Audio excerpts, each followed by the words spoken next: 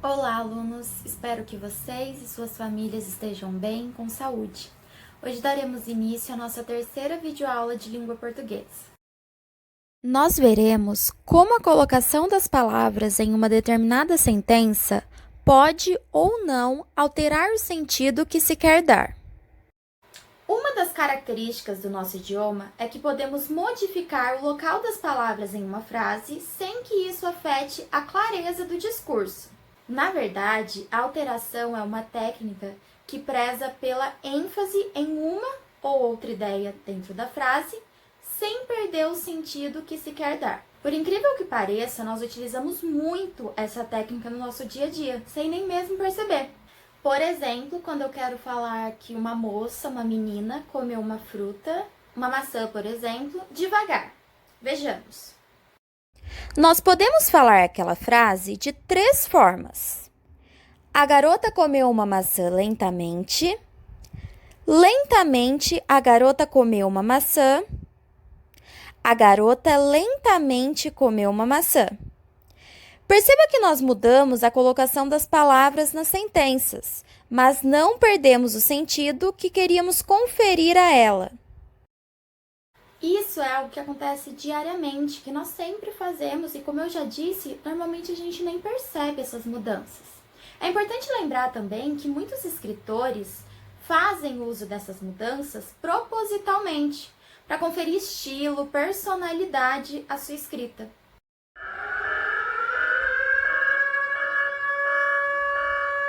Como vimos anteriormente, apesar de ser possível alterar as ordens das palavras em uma frase sem mudar o sentido, a gente precisa ter muito cuidado, pois o tiro pode sair pela culatra e a gente pode acabar mudando completamente o sentido daquela frase sem querer.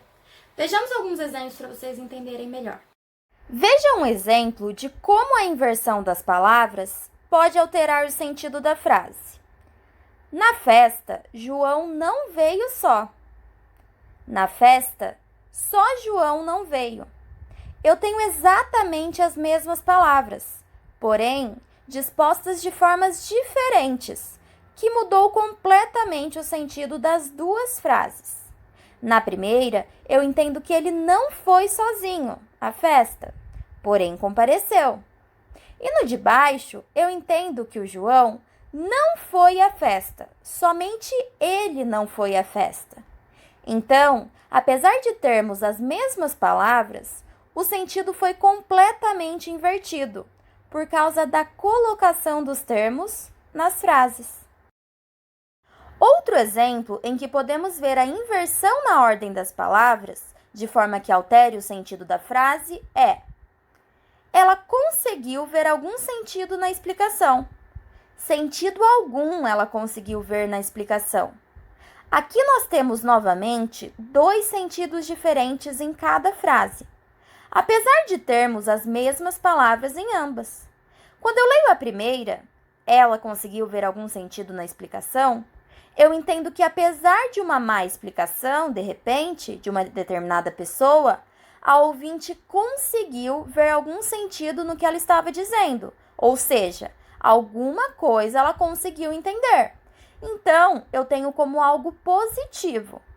Agora, quando eu leio a segunda frase, sentido algum ela conseguiu ver na explicação, eu percebo que aqui já temos um sentido negativo, diferentemente da primeira sentença. Isso porque, apesar de alguém ter explicado algo, a ouvinte não conseguiu entender nada da explicação. Nós temos que ter cuidado também em relação a outra coisa, a ambiguidade, isto é, o duplo sentido que uma frase pode trazer ao ouvinte. Por exemplo, quando eu falo, um passageiro pegou o ônibus correndo. Perceba que essa é uma frase muito problemática, porque quem ouviu essa frase pode se perguntar, peraí, mas quem que estava correndo? O ônibus estava correndo ou o passageiro quem estava correndo? Então, perceba que aqui nós temos um problema de ambiguidade, pois há 2 sentidos possíveis para o entendimento da frase. E para saber qual está correto, Aí só perguntando pro locutor, né, para quem falou, ou pro escritor, caso seja alguma frase que você leu. E não é algo legal você ter que ficar perguntando pra pessoa. Esse é um problema da ambiguidade. Aí vocês me perguntam, ah, tá bom, esse é um problema, professora, eu concordo com você. Mas, como que a gente pode resolver isso então? Como que a gente pode falar essa frase sem causar essa ambiguidade? Gente, isso é fácil e eu vou mostrar pra vocês. Vamos ver. A frase que trouxe ambiguidade foi: o passageiro pegou o ônibus correndo, certo? Para resolvermos esse problema, só precisamos fazer pequenas alterações.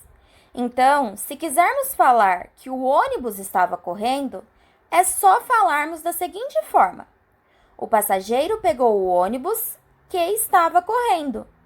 Ao acrescentarmos a vírgula e o que, nós enfatizamos que quem estava correndo era o ônibus. Agora, se quisermos falar que quem estava correndo era o passageiro, é só falarmos: o passageiro que estava correndo pegou o ônibus. Aqui foi necessário, além de acrescentar a vírgula e o que, alterar a ordem das palavras também. Viram como é simples acabar com o problema da ambiguidade? Não é algo muito difícil. Só é necessário que a gente pense um pouco e sempre quando formos falar algo, ou principalmente escrever, a gente tem que se colocar no lugar do leitor ou do ouvinte. Pensando sempre, será que ele vai entender o que eu estou querendo dizer? Ou será que ele vai ficar confuso? Será que isso que eu escrevi está bem explicadinho? Ou será que é passível de ter um duplo sentido? Será que é possível ter ambiguidade nessa frase? Isso a gente sempre tem que pensar. Então é isso, galera. Essa foi a videoaula de hoje, mas antes de terminarmos, eu vou explicar para vocês os exercícios que eu deixei em anexo. Antes disso, deixa eu falar rapidamente que essa aula foi mais rápida, né? Se vocês verem no tempo, foi bem rapidinha. Isso porque o conteúdo, de certa forma, é simples. Então, eu preferi não ficar alongando e vocês acabarem se perdendo, porque é algo simples, como vocês perceberam. Vamos às atividades que eu vou deixar em anexo. A primeira é a de sempre. Eu pedi para vocês fazerem um resumo, tá? De tudo que vocês entenderam dessa terceira videoaula. No máximo 10 linhas. Tranquilo, no caderno de língua portuguesa. O segundo exercício é anotar as dúvidas que surgirem, as ideias que tiveram. Aquilo que eu já falei que vocês têm que fazer sempre nas minhas videoaulas e é muito importante que vocês façam nas videoaulas dos outros professores também, para ajudar vocês a entenderem melhor, tá bom? Também no caderno de língua portuguesa. Terceiro são os exercícios da apostila. A gente está finalizando já a apostila, tá? Então é da página 71 a 73 que eu pedi. Tranquilo. E por último, tem um exercício no caderno também. Aí eu preciso que vocês copiem a pergunta no caderno e respondam no caderno também. É a seguinte pergunta: na porta de uma casa, uma família colocou a seguinte placa: família muda vende tudo, sem nenhuma pontuação. Quais os problemas causados na comunicação devido à escolha no uso da ordem das palavras? Reconstrua a frase eliminando a ambiguidade. Então, né, em uma pergunta vocês têm duas. Vocês vão responder e depois vão refazer a frase de forma que não tenha ambiguidade, que não deixe ser possível da pessoa entender de duas formas diferentes, porque essa frase da placa, né, que a família deixou é um tanto quanto problemática. Vocês vão responder esses exercícios no caderno e tem o da apostila também, certo? Bem tranquilo, bem simples. Então é isso, gente. Essa foi nossa terceira videoaula. Eu espero que vocês tenham conseguido entender tudo, né? Conseguido aproveitar esse momento de estudo. E novamente vou falar pra vocês, já aproveitem para fazer os exercícios que eu deixei em anexo agora, né? Porque todas as ideias estão fresquinhas na mente de vocês, então fica mais fácil, tá? Já façam tudo agora para ficar livre hoje. É claro que amanhã e nos outros dias vai continuar tendo.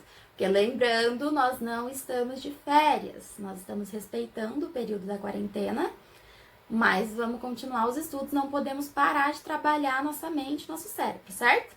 Então é isso, espero que vocês tenham gostado, se cuidem e bons estudos!